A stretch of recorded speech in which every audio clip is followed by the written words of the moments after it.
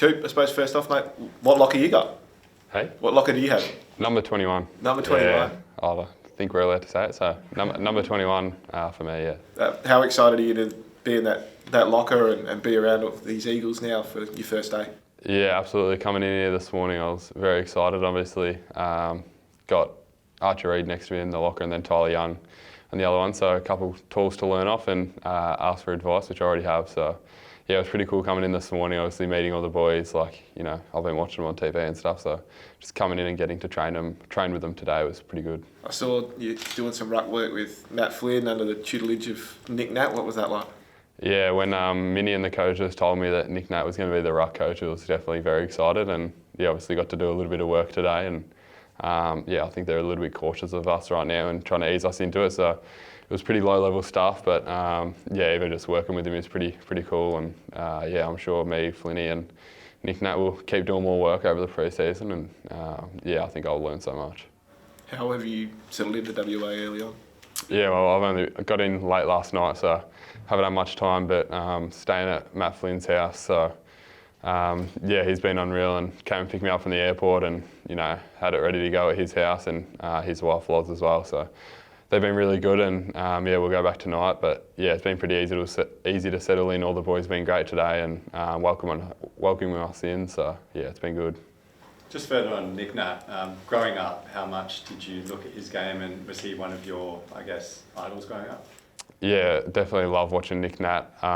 He was kind of playing before I started taking it too seriously to watch people, as in to try and take stuff out of their game and stuff. But yeah, watching him as a kid, he was always like pretty amazing. And he's one of those players that you buy a ticket just to go and watch Nic Nat, because he can do some crazy stuff on the field. So yeah, I've been able to watch him and yeah, kind of see just his raw athleticism and yeah, how good he was, how much he impacted the game. It was pretty cool, and to be able to learn from him is, yeah, it's amazing. And what's he like in person, and what sort of advice has he given you just early days?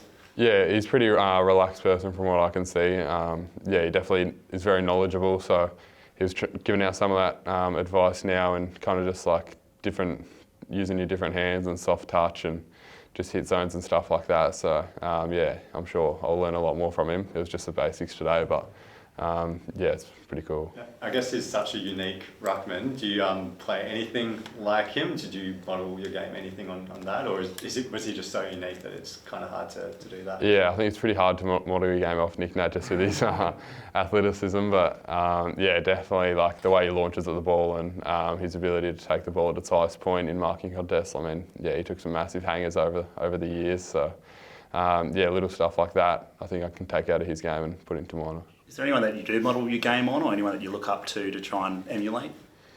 Yeah, not so much try and emulate or stuff, but Luke Jackson and Tom DeConing, like you just try and pull things out of their game that you can put into yours as well, as like Riley Thilthorpe. So it's not really like one person that you want to play exactly like. It's more just like a multiple players, and you try and pull what you can out of their game and stuff that you need to work on, strengths that you share and stuff like that.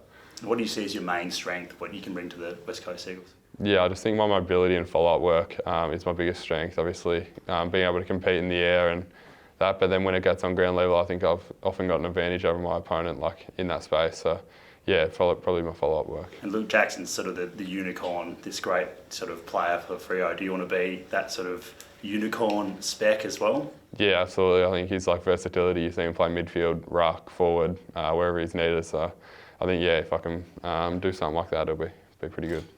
What's your sort of take on how the team is shaping up, like from draft conversations with the Eagles and, you know, your first day here? How are you seeing their approach and culture, I guess, from your perspective as a newcomer?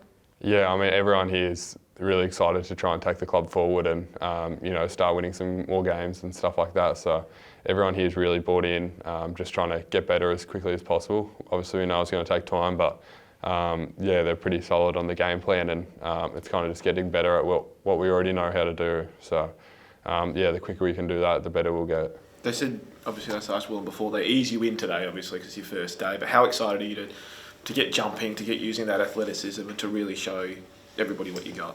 Yeah, I think we're probably all itching to get into all the full ground drills and stuff like that. Try and get into it as quickly as possible and show what you can do, because really that's what you're here for. So yeah, definitely excited to start training a little bit more and get into all the fun stuff. Your basketball journey, at what point did you kind of like go, nah, AFL is what I want to do, and what were the major reasons behind that?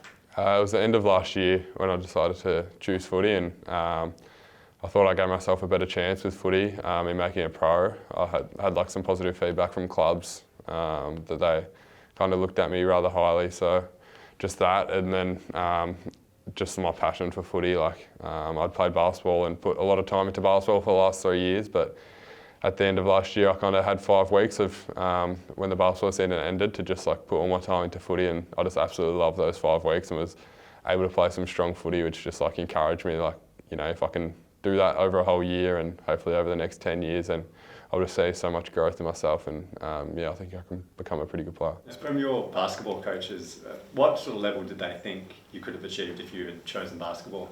Well, the basketball pathways are pretty broad, but probably a pro career, like maybe in the NBL or college or something like that. But obviously everyone develops at different rates, and it's hard to predict where people will end up. I think it was only part of pre-season last year though because of the basketball. Like, is this true that this is going to be your first full pre-season in football?